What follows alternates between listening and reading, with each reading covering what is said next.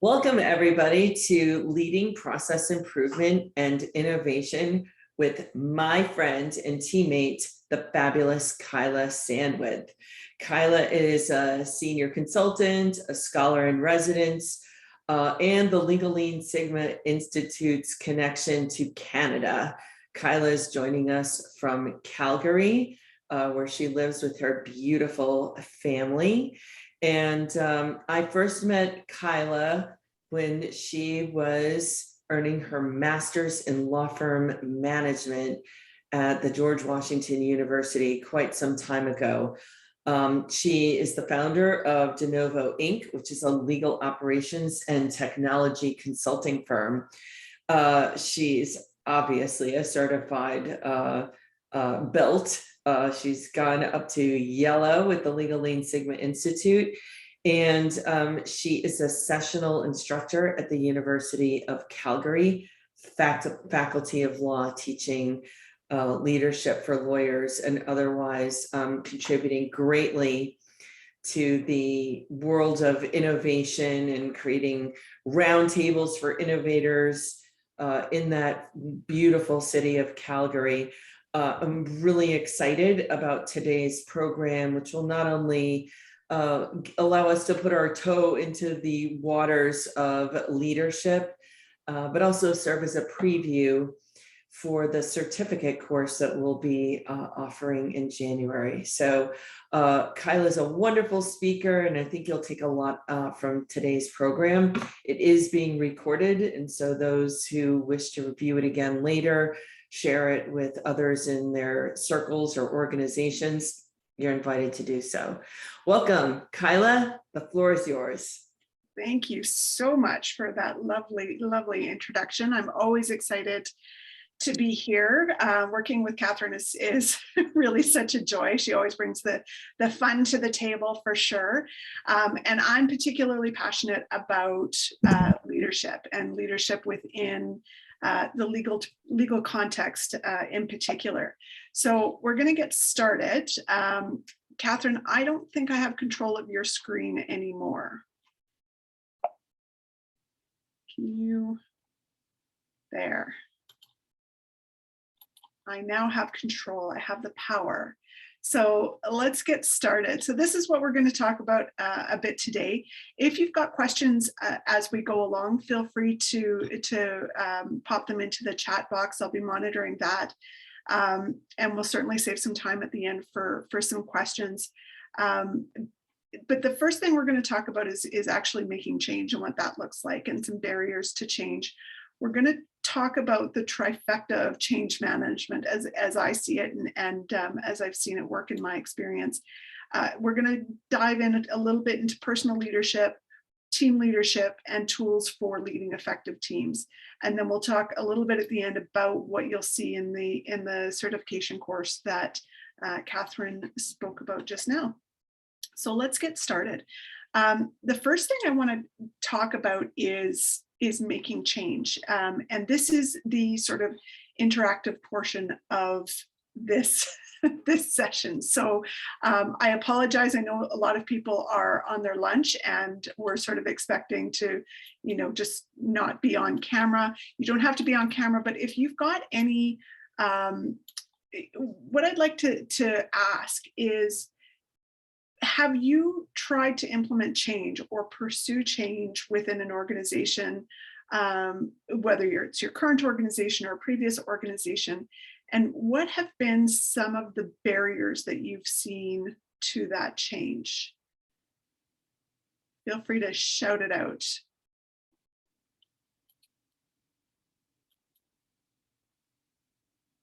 Anyone?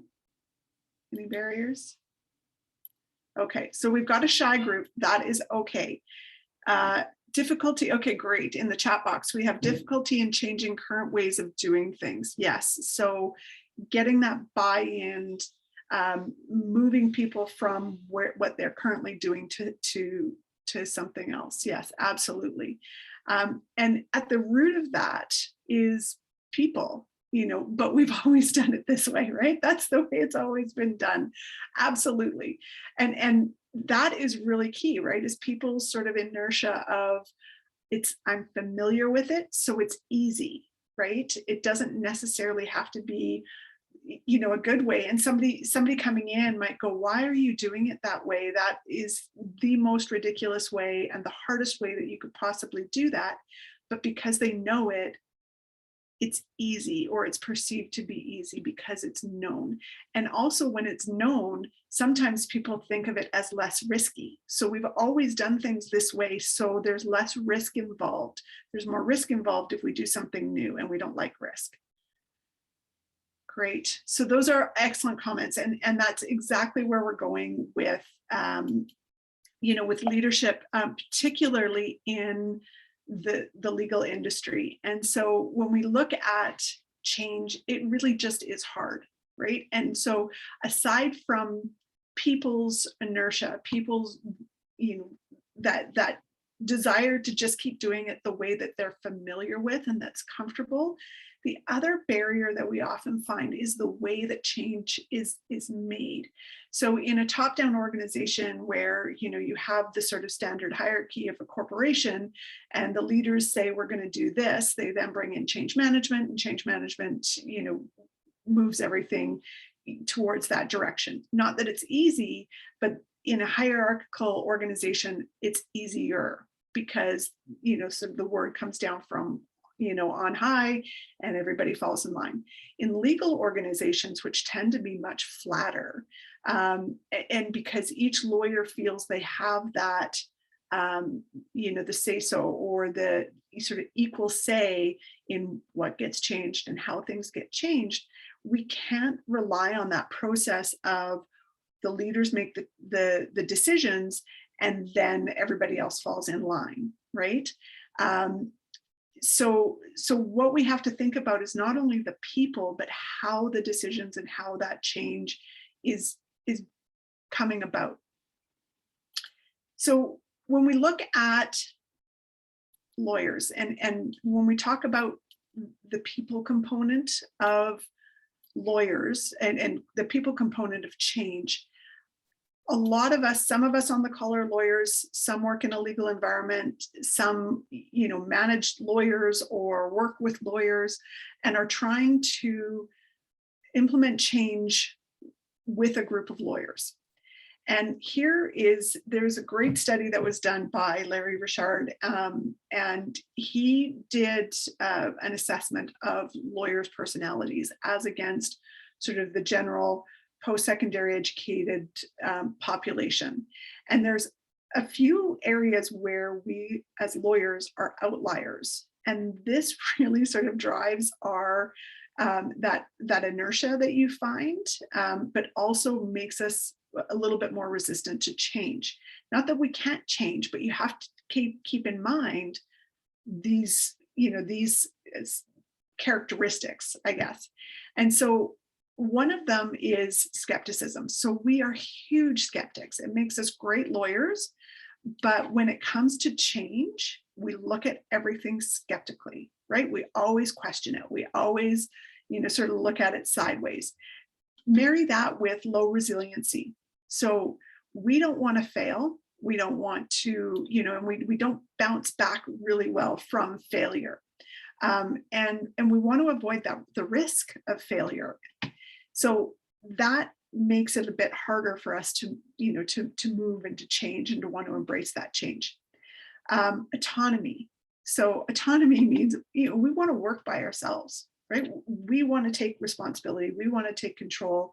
And you marry that with low sociability and not wanting to work with people, it makes working with teams and on team projects really hard, because we feel like we just want to take the work. We're going to go in our office. We're going to close the door. We're going to come up with the solution ourselves. And because we're really, really smart, it's going to be the right solution, but we don't want to talk to anybody else about it, right? So that's part of it. Abstract reasoning is also a big thing. We're really high on abstract reasoning. So a lot of times, you'll hear lawyers say, yeah, but what if? But what if this? And then this could happen, and this could happen, and this could happen. And so we can, what if all day long, which then slows down and sometimes stops any kind of change that's going to happen because we're mired in the what ifs, right? We can't get past that stage. And then there's a sense of urgency. Sometimes it's, look, we're going to change it and we're going to change it now. Whereas good leadership and good change management is a process and it happens over time. So even if you do get that sort of sense of urgency, oftentimes that's not helpful in that change context, in the process improvement context. So all of this is about leading change, managing change, whether it's a project, whether it's a process improvement project, whatever it is, any kind of change requires leadership. And this is what you're up against when you're pursuing any kind of change within a legal environment. So looking next at, and I love this because this is really what it is herding cats, right? You've got all of these different personalities. You've got these, highly intelligent people who all have an opinion about everything, right? And just because you say, hey, this is a great new piece of technology, or hey, we have to do things differently to improve these outcomes, you're not always going to get that, okay, I'm in it. A lot of times it's, no, I'm just going to keep doing my own thing, or no, thank you. I'll just, be over here in my corner, doing what I want to do.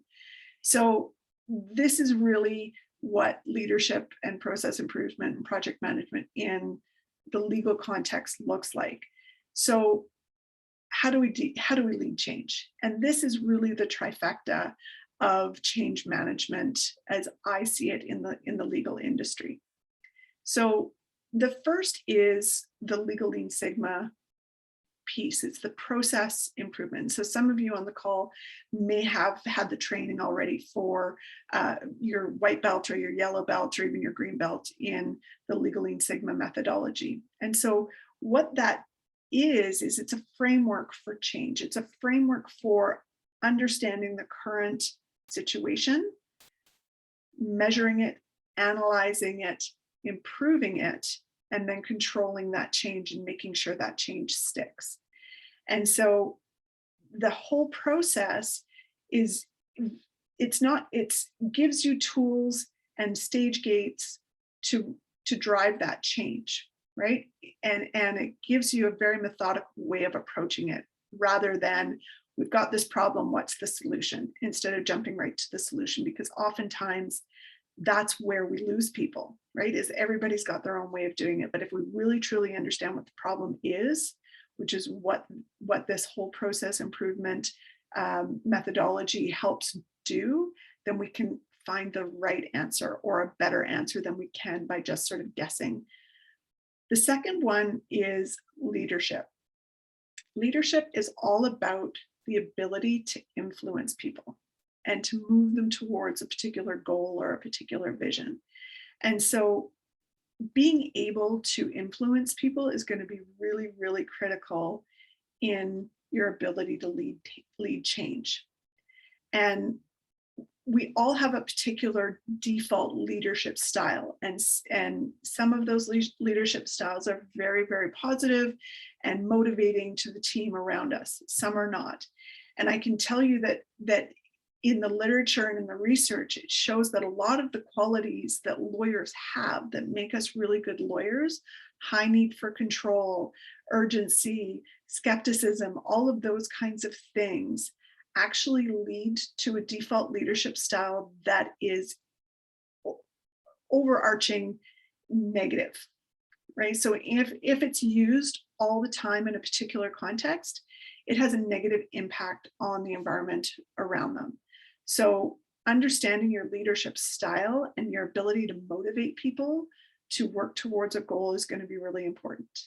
And then team leadership is layered on top of that, because it isn't just leading, going from leading in general to leading a group of people.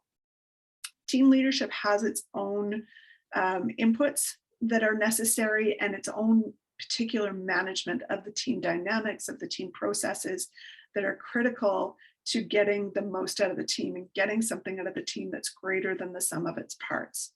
So when you have these things, you have a methodology that you can fall back on to move the process and the project forward. You've got your own leadership style, your ability to motivate people, and you've got team leadership skills, your ability to manage a team, your ability to get your team working as something, the sum greater than the sum of its parts is what you're looking for. And so when you have all of those working together, that is that spot right in the middle where you are leading change. It's still not easy, but it's going to be easier and much more effective if you have these three different components working for you.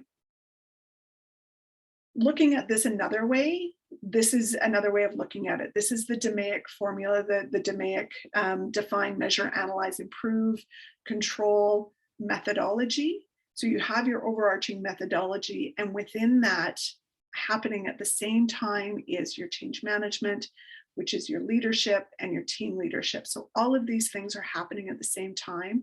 And there are tools within your methodology and within the DMAIC methodology that helps with the change management, which helps with the leadership and the team leadership.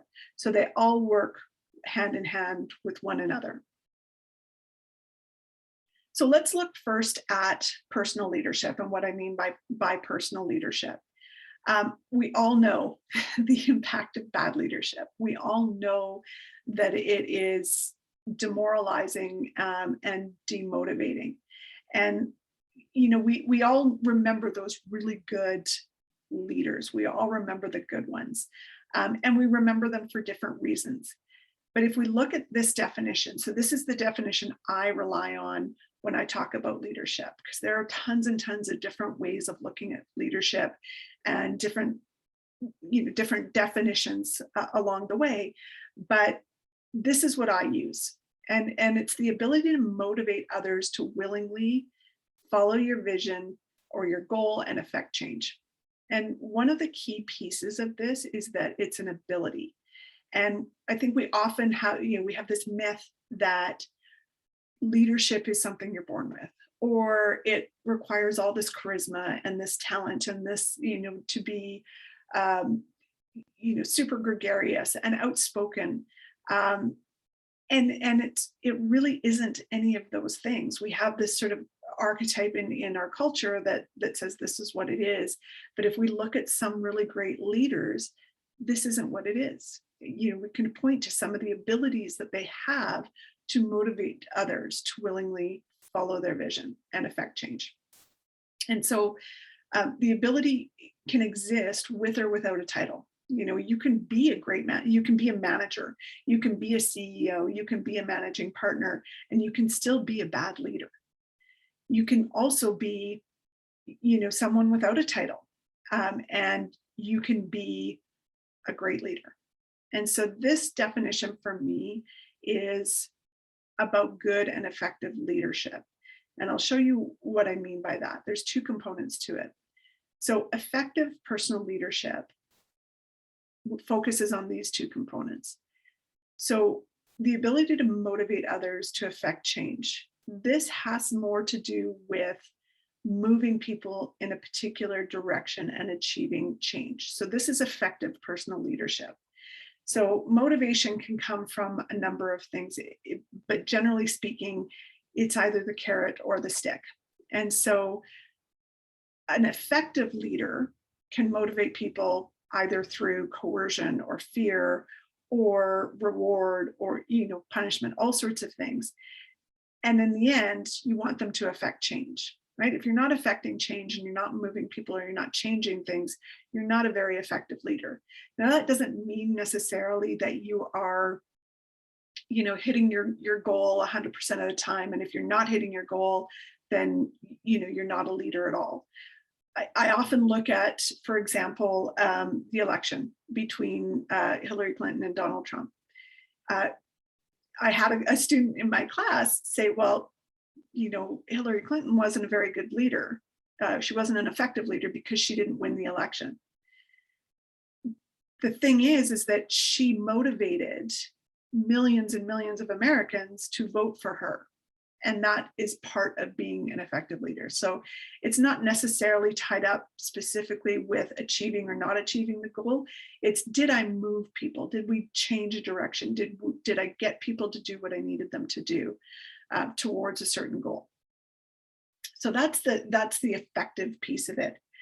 The good piece of it, when we talk about good leaders, this is always subjective. And it comes down to focusing on these two different parts of the willingly and the vision and goal. So oftentimes when we say that person was a good leader, it's because the way they motivated us resonated with us. We got something out of it. It was a win-win. We got recognition, we got reward, we got the opportunity to expand our network, or we got the opportunity to expand our skills. There's something in it for us, so we want to do it. The other piece of it is that we resonate with the vision or goal. So whatever the leader is trying to pursue, we have aligned ourselves with that vision or goal. And this is how you can take one leader and have different people say they were a good leader and a bad leader, right? Because sometimes that person's way of motivating people and what people are getting out of it isn't the same for a different groups of people. And so some people just don't like the way, the reward or what's in it for them, or they just don't buy into the vision or goal. And so oftentimes that's where you're going to find that people say that person's a bad leader. So when we're talking about leadership, the aim ultimately is good and effective leadership, because I guess I'm not sure why you would teach anything but good and effective leadership, but understand that that's going to look different for everybody.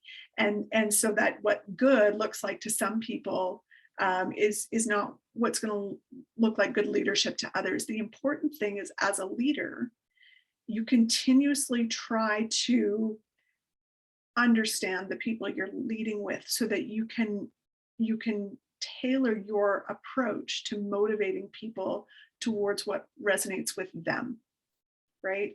So instead of just being a bad leader, you as a good leader will look for opportunities to motivate the people around you to willingly follow your vision, or to help them see what's in that vision for them. So that's the personal leadership part of things. And and just to back up a bit, in the certification course, we'll talk a lot more about the different types of leadership and the different emotional intelligence competencies that align with each of the different types of leadership.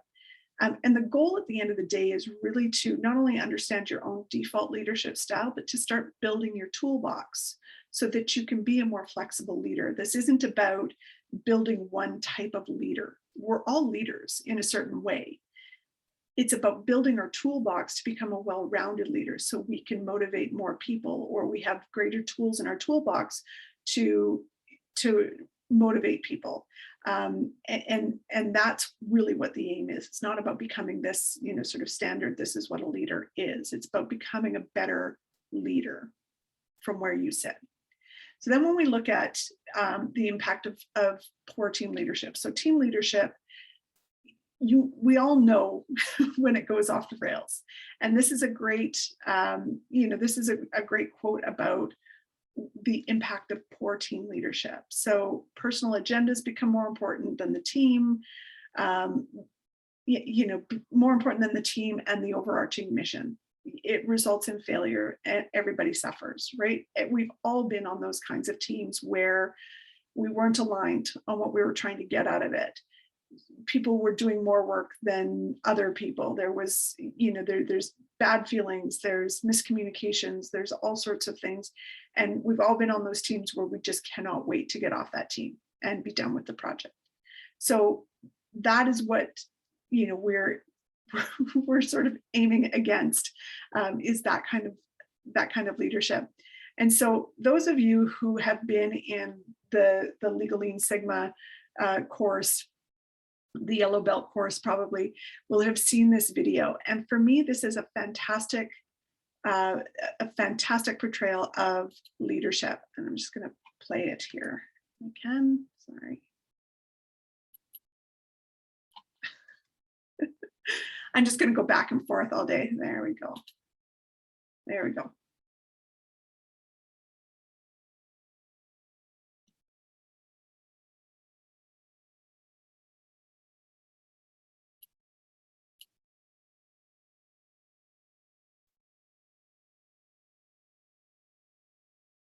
And you can see through this video that the goal was to get all of the soldiers and their gear over, and likely in the shortest amount of time. So they had a very clear vision. But what this shows about teams and team leadership is that what they accomplished here is something that was greater than the sum of its parts. Not each one of these soldiers couldn't have done that themselves. Maybe that last guy who seems to have the highest vertical could have gotten over it. But what's great about this video is that it shows that this team leveraged each individual soldier's abilities and put them in a place where they could leverage those abilities. This anchor soldier, this one right at the end, clearly had the highest vertical of all of them, and would be able to make it the furthest way up that wall in order to get to, you know, the other, his teammates' hands to pull him over. So he was at the end, right? And so they probably went through this and defined, you know, who's the strongest, who's going to be the base, who needs to be at the base, and who's going to need to be in what place in order to pull those guys over, right? Who has the strongest arm strength, those kinds of things. So they looked at the different strengths and they leveraged the strengths of the team to get something and achieve something that was greater than the sum of its parts. And that's what we aim for in team leadership. So this is the foundation of team leadership. The first is good task design, is really understanding what is it that we're trying to accomplish. And there's lots of tools within the yellow belt or the Lean Six Sigma framework that help you appropriately design your task and understand what the team is meant to do. The second thing, and this will make or break your team, is good team design. And good team design is about the number of people on your team, the subject matter expertise of your team, the capabilities on your team, the diversity on your team. These are the things that are going to make your team shine. Because I can tell you that if you have a group of people that all have the same perspective, you get a group of lawyers around the table who all work in the same department, and you're trying to fix a process, and you don't have other people at the table, you don't have staff at the table, you don't have IT at the table, you don't have accounting at the table if it relates to a billing issue. If you don't have those other people at the table, you're going to get the wrong answer. And the other thing about good team design is that we have to remember, and this is where the good team leadership comes in, is that diversity and productive, I'm not sure why that went back. Sorry, Catherine, I'm not sure what's going on with the screen. Okay. That's okay, sorry. That productive, and I want to say, that productive friction is what I want to call it, because you can't shy away from that, but you also can't let it devolve into personal conflict. So being able to manage a diverse team with different subject matter experts, with different perspectives, with different skill sets, that is a really, really important skill. Because if you have a team that is, everybody thinks the same, it's going to be really easy. You're going to get to an answer and you're going to get there fairly quick, but you're not going to get the best answer. And bringing in those other perspectives and those other voices are really, really important. And I'll give you an example. I was working on a process improvement project one time, and we brought in a variety of people from the organization to work on this, and it was about intake, and it was for not-for-profit. And one of the people on the team was one of those people that is negative about seems to be negative about everything, right? Oh, that's not going to work. Oh, that won't work. And really resistant, the whole time. She was part of the team that would be directly impacted. In fact, she led the team that was going to be directly impacted by this. And so what I could have done is I could have, done what is easy, which is I could have ignored her or minimized her voice or sort of rolled my eyes and went, like you're just being a negative Nancy and we're just not going to listen to that. Instead, what I did is I made sure that every time she voiced a concern or that she voiced an issue, is that we dug into it. We listened, we understood where she was coming from and why won't that work? And tell me more about that. And let's get to that. Not only was she more engaged throughout the project, which was really important to, coming up with the right solution, but by the end of the project, she was the biggest champion within the organization for the new process and the new way of doing things, which was really important because it was her team that was responsible for implementing it.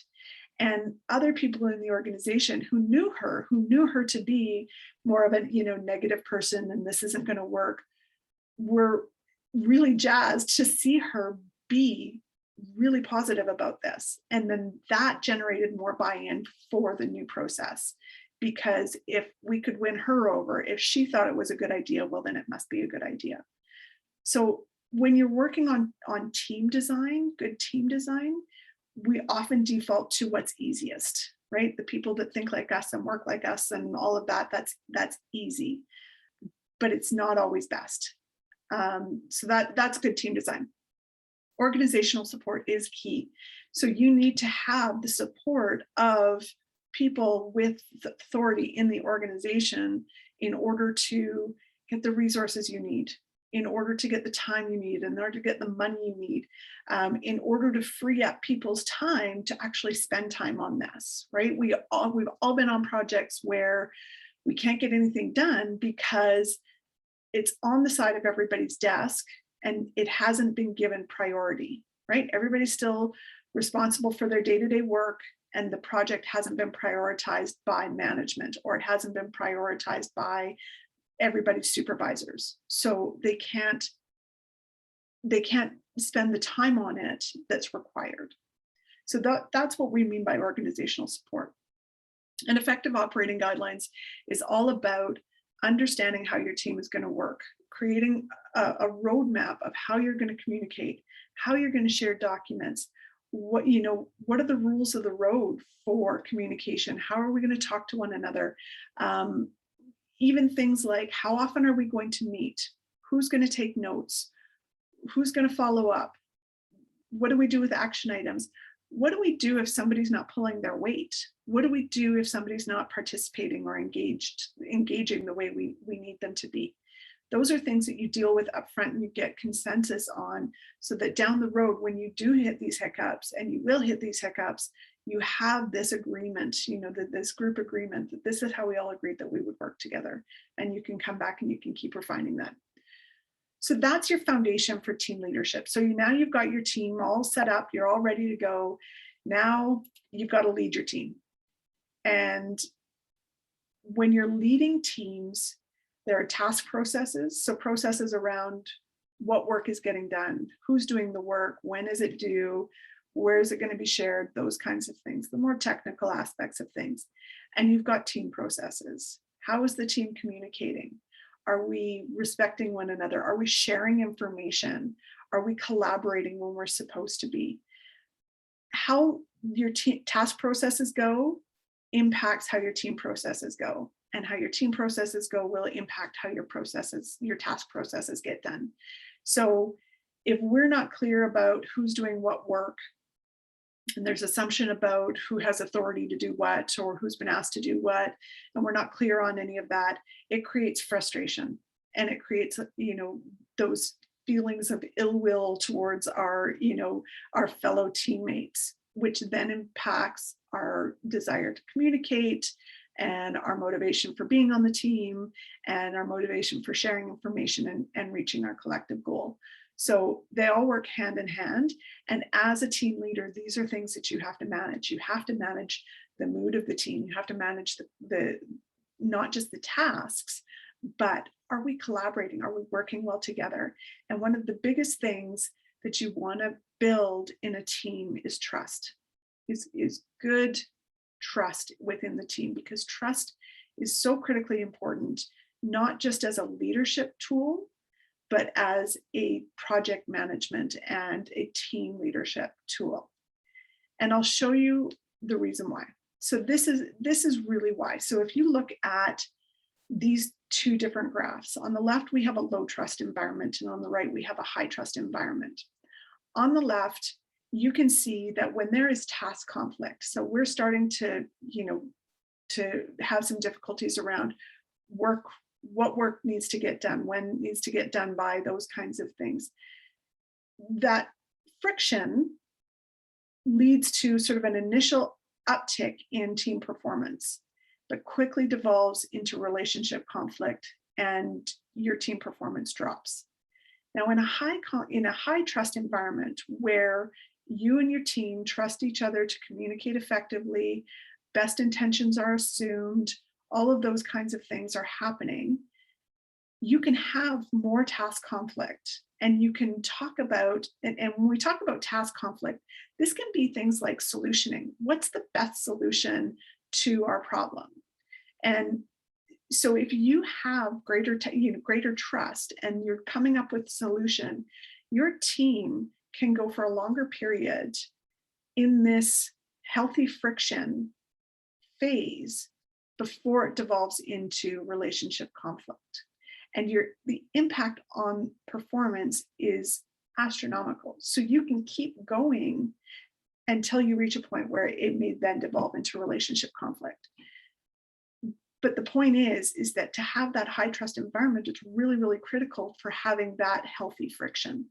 And healthy friction is what this is all about. Because if you didn't have the friction, if you didn't have people challenging other people's ideas or bringing different perspectives to the table, what's the point of having a team?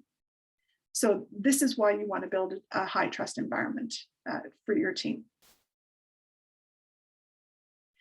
So again, I'll come back to the three elements of success in any kind of change management.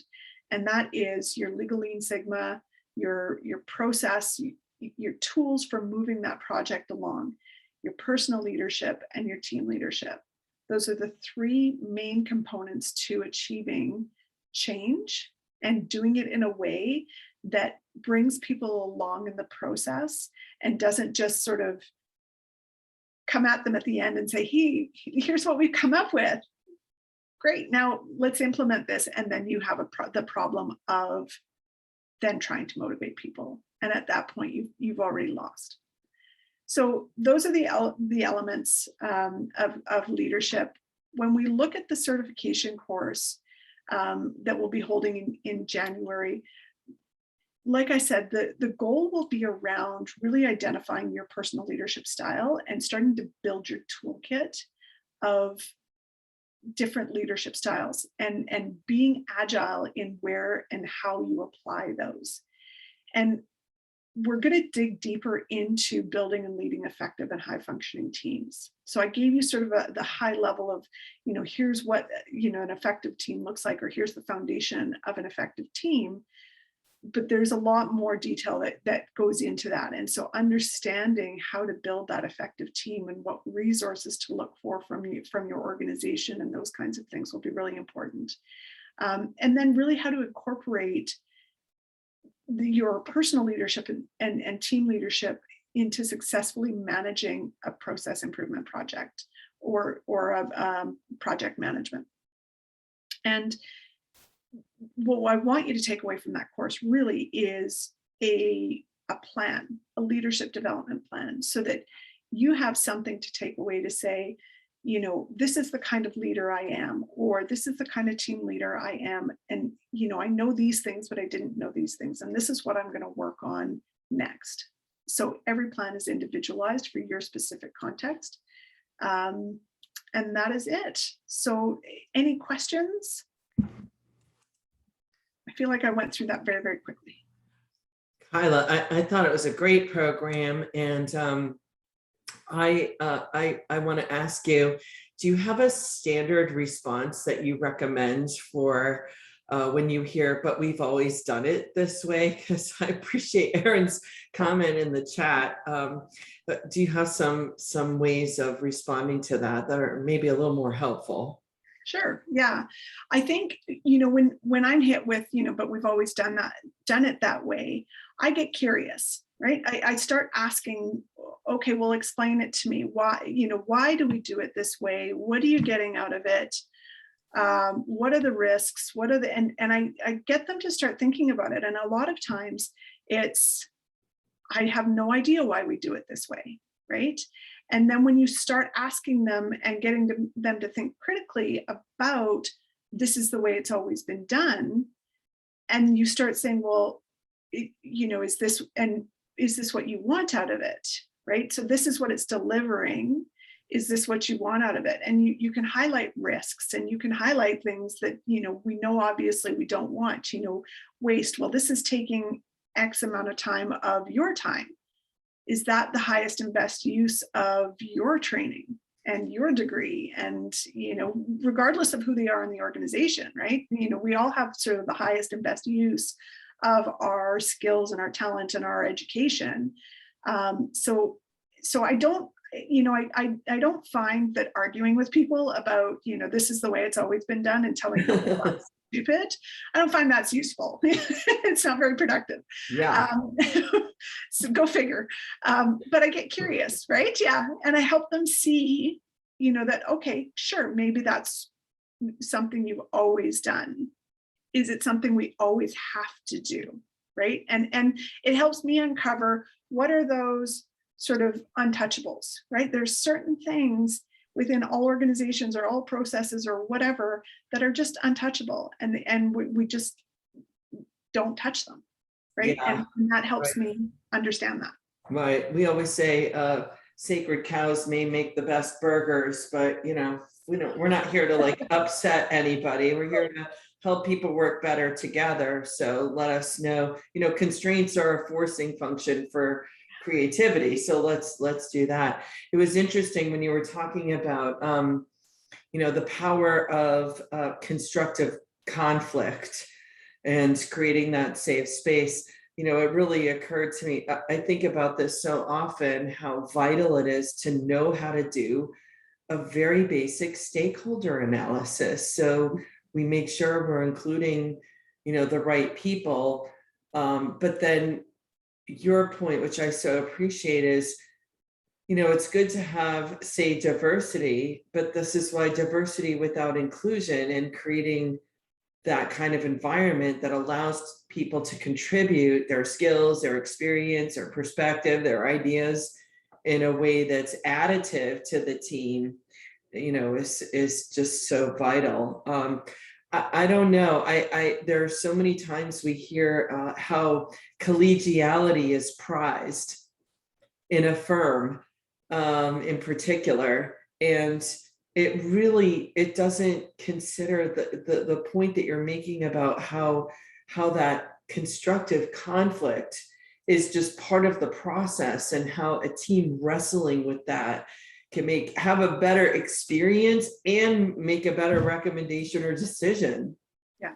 Yeah, for sure. Is that, and bringing those different voices to the table is really, really critical, right? And there's there's lots of different types of diversity, and we sort of start with gender and race as starting points, but there's lots of different types of diversity that you want at the table, and that comes right down to things like communication styles or ways of approaching problems.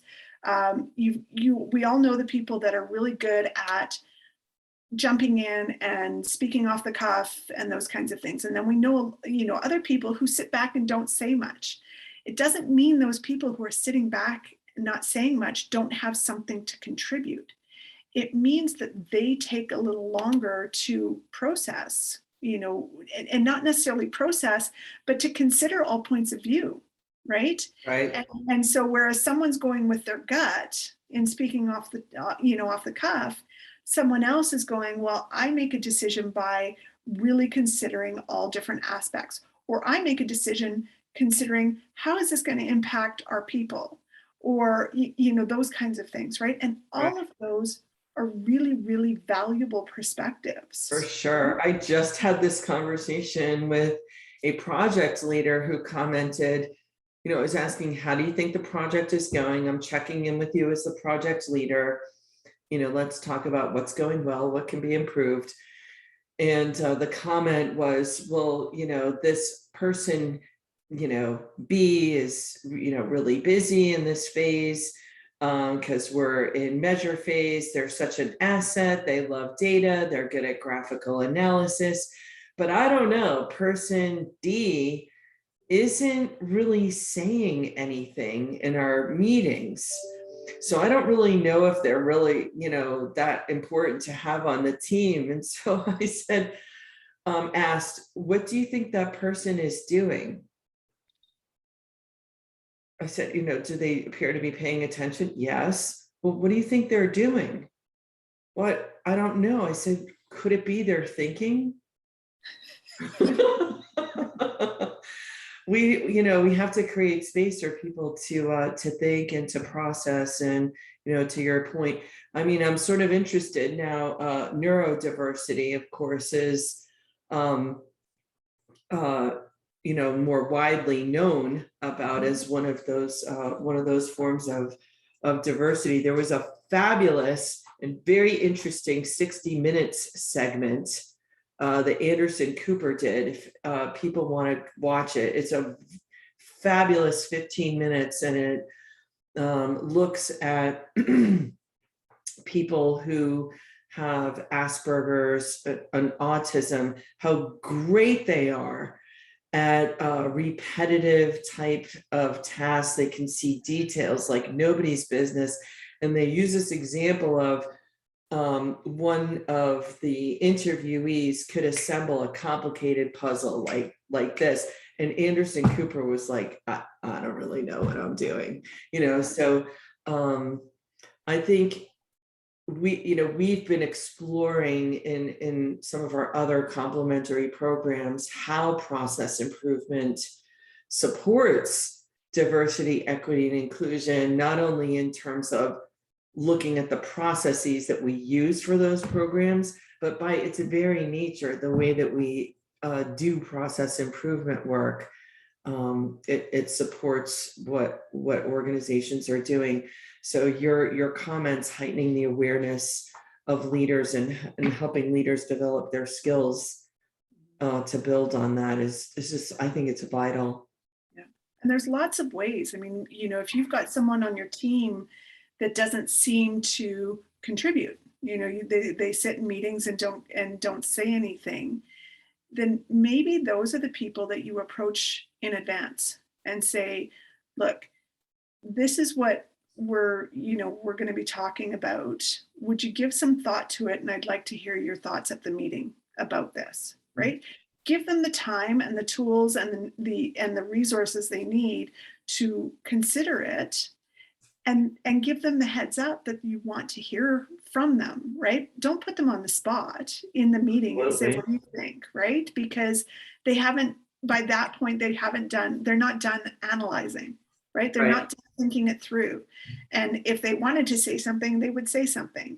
So by giving them that opportunity and that heads up in advance, you're showing respect for their process, and you're getting their input into your team, which is what you want. Absolutely. Everybody's kind of got their own assessment that they like. I have a really strong preference for using the Myers-Briggs type index, which I will often administer to a process improvement team to not only see those individual preferences, but the strength of those preferences. One of the reasons I really like Myers-Briggs is I can roll those individual assessments up into a team report so that I can pick particular approaches or tools or administer them in a way that plays to the team's strengths. So in the situation such as you described, if we have more quiet thinkers that have a preference for introversion or taking in and processing information internally, we'll do less free form, go around the table, everybody shares, and a little more like, let's take 5 minutes to work quietly and write down our thoughts, and then we'll go around the table. So there's, a lot of different tools available to leaders and facilitators that allow you to really, do things in a way that plays to the strength of the individuals in the team. Yeah, absolutely. And really, as a team leader, these tools are fantastic, but so is observation, so is getting curious, so is expressing empathy and trying to understand people and get to know your team. And as lawyers, that's hard to do because, again, we're sort of low sociability, just go and get your work done. And but it's a skill. Again, it's an ability that we can hone. And if we want to be a good and effective leader, a good and effective team leader, it's something we're going to spend the time to do. Yeah. Thank you so much, Kyla. If anyone has questions, follow-up questions for Kyla, we'll be glad to stay on. I'm going to end the recording in just a moment, but thank you so much, everyone, for joining us for this program. We hope to see you at a future one, and that you'll allow us to serve as a resource as you begin exploring leadership using process improvement and project management within your own organization. Kyla, well done. Thank you so much. Thank you for having me.